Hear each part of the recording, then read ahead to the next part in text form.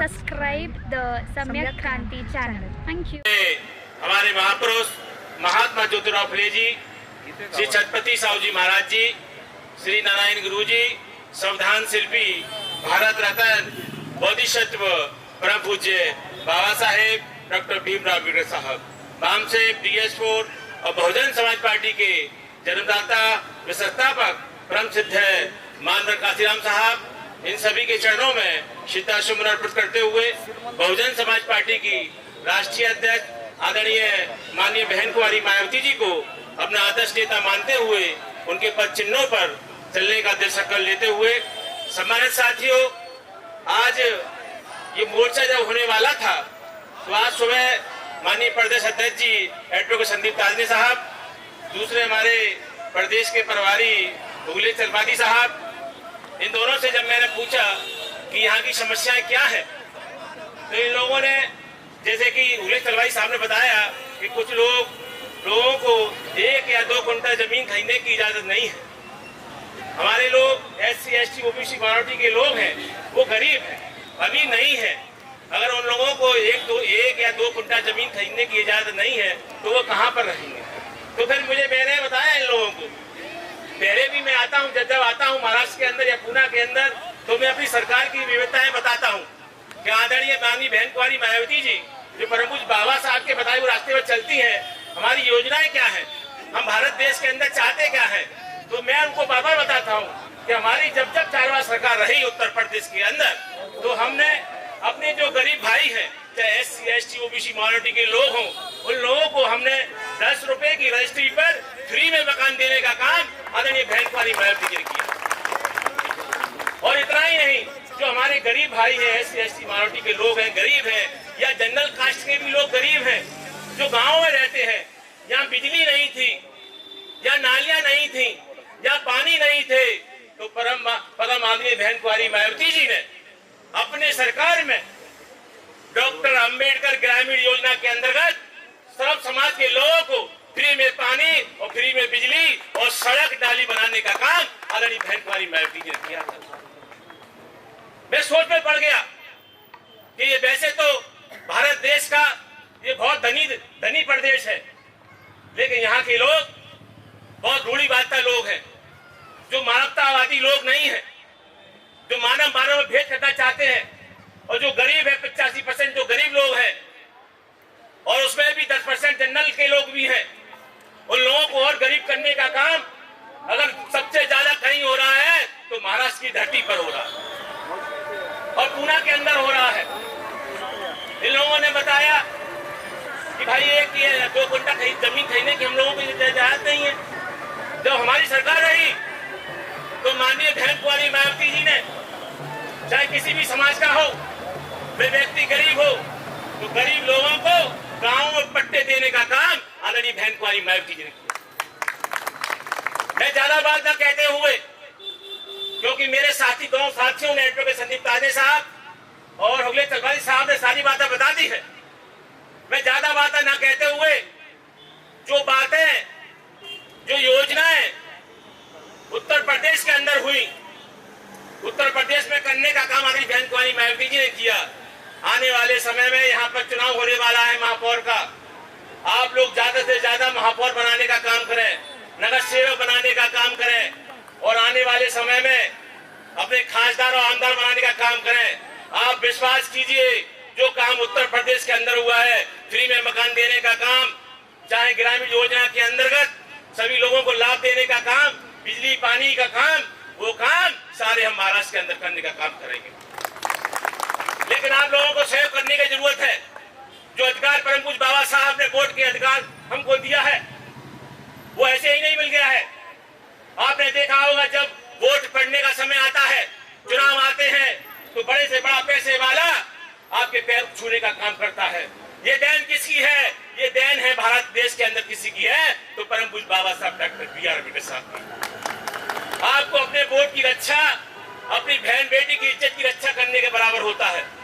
आपको उस वोट की रक्षा करने के लिए दिन रात आपको मेहनत करनी पड़ेगी, अपना वोट बनवाना पड़ेगा, और सही समय पर सही डिसीजन लेकर अच्छे लोगों को जिताने का काम करें और अपने महाराष्ट्र के अंदर अपने नगर सेवक, खासदार और आमदार बनाने का काम करें। इसी के साथ मैं अपना सारा समय आदरणीय नीतीश सिंह जी, जो कि हमारे कई प्रदेशों के प्रभारी हैं, मैं उन्हें देने का काम करता हूं।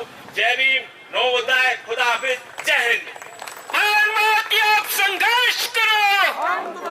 अपना आदर्श मानते हुए आज पुणे जिले में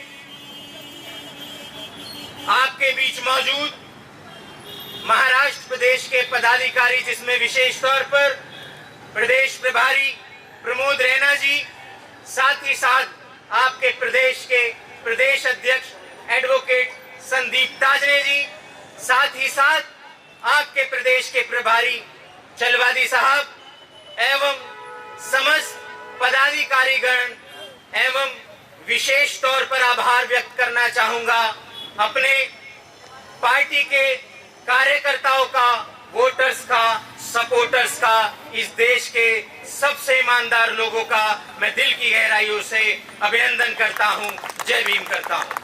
अपना बहुजन धोखा खाओ, देश में अपना शासन लाओ। साथियों, बहुजन धोखा खाओ।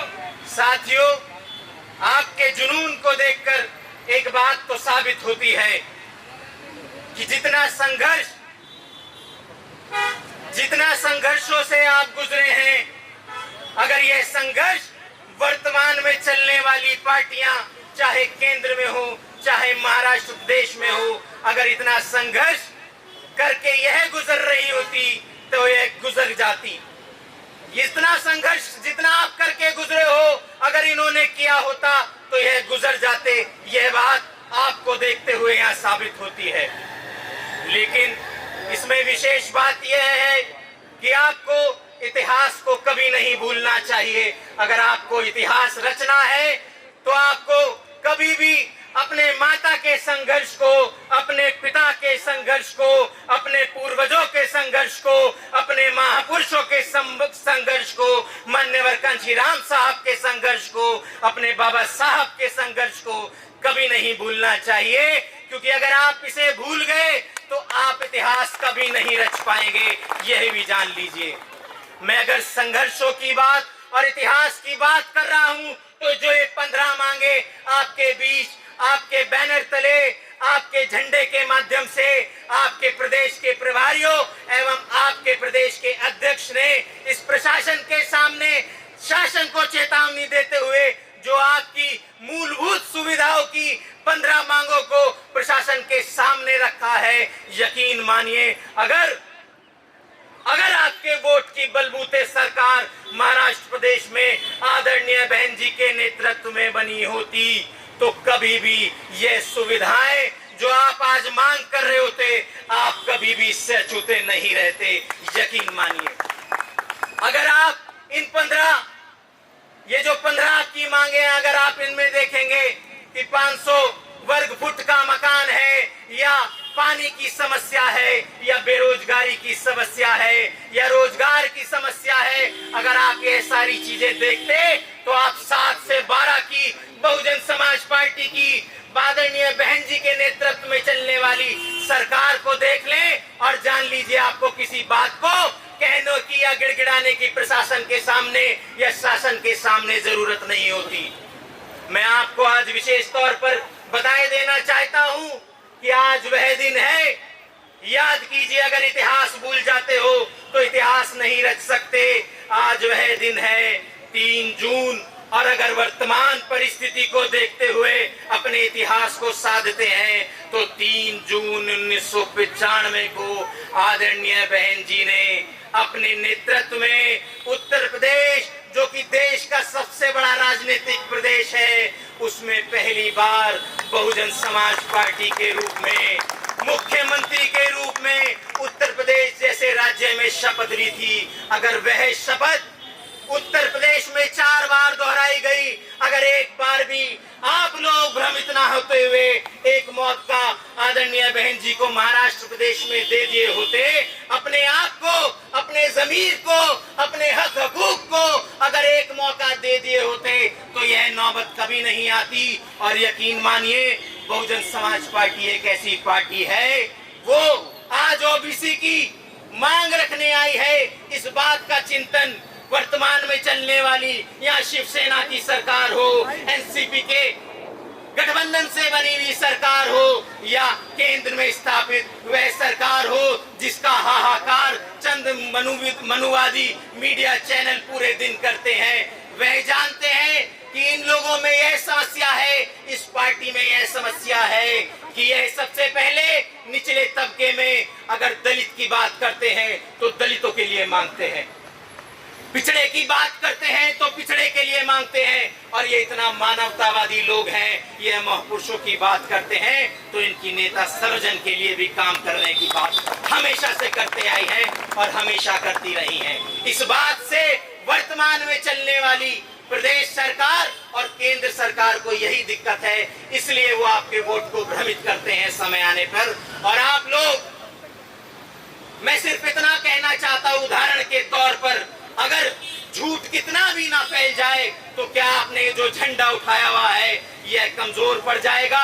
अगर आप इस झंडे के माध्यम से यहाँ 500 लोग जमा हैं, अगर आप 500 लोग भी वोट डाल देंगे तो यकीनन एक न एक दिन बहुजन समाज पार्टी की सरकार महाराष्ट्र प्रदेश में बनेगी और आपको किसी भी सुविधाओं से अपेक्षित नहीं रहना पड़ेगा, जूझना नहीं पड़ेगा। मेरा सभी साथियों से अनुरोध है कि सरकार तब बनती है, बूंद बूंद से घड़ा बनता है, बूंद बूंद से सागर बनता है और यह बूंद नगर निगम से होती हुई, निकाय से होती हुई विधानसभा तक ले जाना, इस नदी को विधानसभा तक ले जाना, इस नदी को आप मिलाते हुए उस समंदर में केंद्र में जो सदन बनता है, केंद्र में जिससे सरकार बनती है, उसमें मिलाते हुए गिरना और केंद्र में आपकी सरकार बनेगी। और वह समुंदर अगर होगा तो बहुजन समाज पार्टी का समंदर होगा, यही हम आपसे उम्मीद करते हैं। हमारे पास बहुजन समाज पार्टी के किसी भी पदाधिकारी के पास, कार्यकर्ताओं के पास जब आपके पास जाया जाता है तो जुमले भरी बात, झूठी बातें, झूठे वादे नहीं होते। हम हमेशा से जब बात करते हैं तो मूलभूत सुविधाओं की करते हैं। हम कभी भी किसी का विरोध करके अपने आप को या इस भारत देश के निर्माण को नहीं बनाना चाहते। हम चाहते हैं तो सिर्फ इतना चाहते हैं कि अगर इस देश में हजारों करोड़ रुपए लेके लोग भाग जाया करते हैं तो गरीब तबके के आपके बीच के लोग निकले नहीं होते, वह वो लोग होते हैं जो सरकार बनाने का काम करते हैं और सरकार उनको संरक्षण देके इस देश से पैसा लेके भगाया करती है। मैं यकीनन देश को धोखा देते हुए कभी इस देश से पैसा बाहर देश में नहीं भेजा होगा, मैं ये बात दावे के साथ कह सकता हूँ। हमारे बीच जो लोग बैठे हैं वो किसानी करते हैं, वो अपना पसीना बहा के खेतों में काम करते हैं, वो इस भारत देश के निर्माण के लिए सारी व्यवस्था इकट्ठा करते हैं, जितनी निचले तबके के काम होते हैं सब करते हैं। इस देश में आपके बीच से निकला कोई व्यक्ति इस देश को हानि पहुंचाने का काम नहीं करता, हमेशा बाबा साहेब के सपने को लेते हुए भारत देश के निर्माण में अपनी पाई जोड़ता है और भारत देश के निर्माण में ईमानदारी से लगाता है। मेरा सभी भाइयों से यह कहना है, बहनों से यह कहना है कि अपने वोट का भरपूर इस्तेमाल करते हुए, जिससे आपके सामने ऐसी स्थिति ना आए, आप आने वाले चुनावों में बहुजन समाज पार्टी को अपना वोट देते हुए बहन जी को यह यकीन दिलाएं कि बहन जी आप संघर्ष करिए, सिर्फ कहने से नहीं करके दिखाइए कि बहन जी आप संघर्ष करिए, ये पुणे आपके साथ है, बहन जी आप संघर्ष करिए, ये महाराष्ट्र आपके साथ है, बहन जी आप संघर्ष करिए, इस देश का दलित आपके साथ है, इस देश का पिछड़ा आपके साथ है, इस देश का सर्जन आपके साथ है, इस देश की महिला आपके साथ है, नौजवान आपके साथ है, इस देश का संविधान आपके साथ है। आप संघर्ष करिए। और चार पंक्तियों के माध्यम से 3 जून आज की तिथि है और 3 जून 95 को आदरणीय बहन जी ने देश में बहुजन समाज पार्टी के बैनर तले आदरणीय महामानव बाबा साहेब अंबेडकर के सपनों को लेते हुए मान्यवर कांशीराम के साथ मिलते हुए पहली बार जो शपथ ली थी, उसी उम्मीद के बलबूते पर इतनी दूर पुणे जैसे शहर में जो पूंजीपतियों का शहर माना जाता है, प्रदेश माना जाता है महाराष्ट्र प्रदेश, ऐसे प्रदेश में भी अगर हुंकार भरी है तो हुंकार आज से यहाँ भरिए कि हम यकीनन आने वाले समय में उम्मीद के तौर पर एक उम्मीद की किरण महाराष्ट्र प्रदेश से भी देंगे। 4 पंक्तियों के माध्यम से अपनी बात समाप्त करूंगा। इन अंधेरों में एक न एक शमा जलाए रखिए, सुबह होने को है माहौल बनाए रखिए। इन अंधेरों में एक न एक शमा जलाए रखिए, सुबह होने को है माहौल बनाए रखिए। एक किरण नूर की, उम्मीद की, हर जुल्मात पर भारी होगी, रात उन्हीं की सही, सुबह तुम्हारी होगी, हमारी होगी, हमारी होगी। जय भीम, जय भारत, जय बहुजन समाज पार्टी। बहुजन समाज पार्टी जिंदाबाद, बहुजन समाज पार्टी जिंदाबाद। धन्यवाद, धन्यवाद मित्रांनो. आपण सगळेजण उन्हा तानाची पर्वा न करता सकाळपासून या कार्यक्रमामध्ये सगळेजण उपस्थित झालेला आहात. तुमच्या सगळ्यांचं मी मनपूर्वक आभार मानतोय. पोलीस प्रशासनाने आम्हाला जे सहकार्य केलंय त्यांचं देखील या ठिकाणी आभार मानतोय. आणि या निवेदनामध्ये एक गोष्ट सांगितलेली आहे, जर आमच्या मागण्या मान्य झाल्या नाही तर हजारोंचा, लाखोचा मोर्चा महाराष्ट्रामध्ये निघेल अशा प्रकारचा इशारा सुद्धा आम्ही या मोर्चाच्या माध्यमामधून दिलेला आहे. म्हणून आपण तयारीला लागा. येणाऱ्या भविष्यामध्ये आपल्याला ताकदीने उभं राहायचंय एवढंच या ठिकाणी सांगतो. सगळ्यांचं मनपूर्वक आभार मानतो. सगळ्या महिला पदाधिकाऱ्यांचा आभार मानतो. सगळ्या तरुण कार्यकर्त्यांचा आभार मानतो. आणि आजचा हा मेळावा, मोर्चा, इशारा मोर्चा या ठिकाणी संपलाय असं जाहीर करतो.